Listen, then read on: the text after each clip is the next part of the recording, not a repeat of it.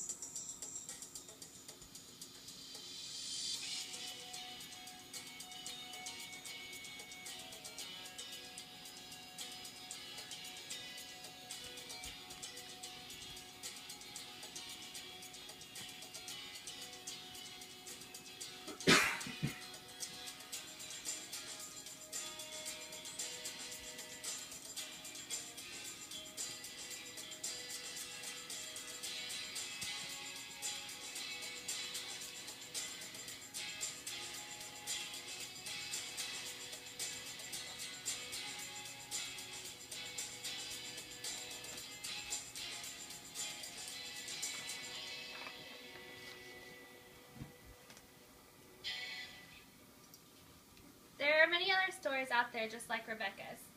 Let's take a look at how great the need for tissue and organ donation is. First, according to DonateLife.net, there are 120,000 men, women, and children that are waiting for an organ or tissue transplant. Have you ever been to a professional sporting event or a rock concert? Let's say that the average stadium holds 80,000 fans. That is 1.5 stadiums full of people that are waiting for a transplant.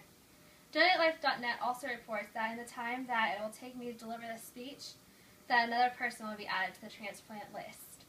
Sadly, they also report that 18 people will die every day waiting for an organ transplant. But they also report that in 2012, 14,013 people chose to become organ donors and gave the gift of life, resulting in 28,052 organ transplants.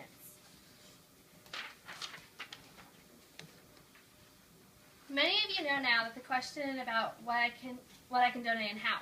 DonateLife.org reports that there are 4 different classifications of things that can be donated. First, the heart, lungs, liver, kidney, pancreas, and intestines. Many of these tissues are donated after death, but liver and kidneys can be donated by living donors.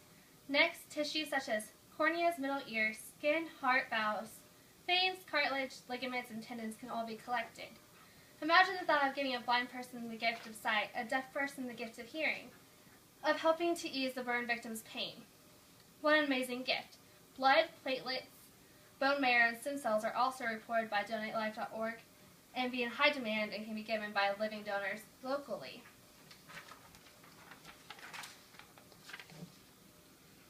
Now that you know that the need and what is needed, so now let me dispel the myths that can be keeping you from becoming an organ donor. First one, saying yes to organ donation will mean that they won't try to save my life.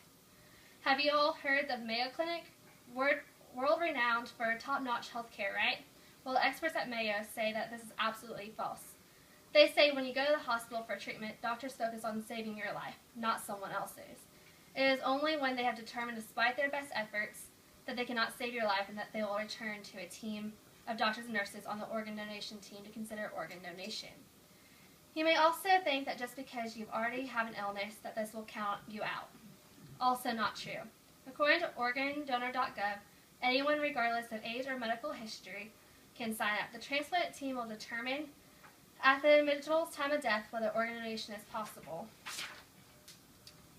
And an organ donor has to die to donate. Again, not true.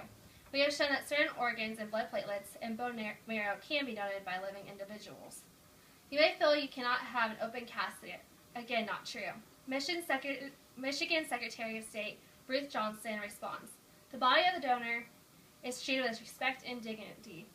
Donation does not disfigure the body and will not change its appearance in the casket. Only those directly involved will ever know about the donation."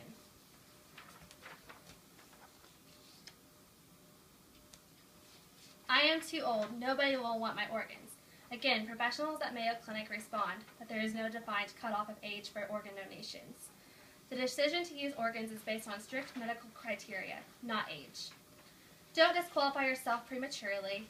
Let the doctors decide if you can donate the gift of life. I am of ethnic minority. No one will want my organs. Again, not true. OrganDonor.gov reports that people of all ages, races, and ethnicities can save and enhance lives by donating their organs.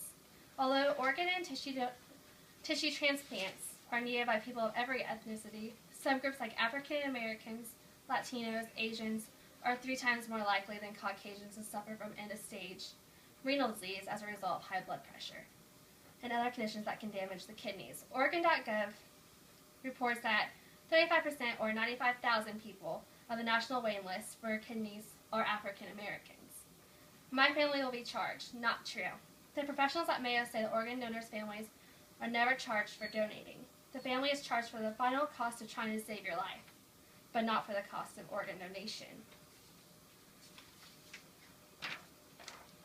You may think it is against your religion.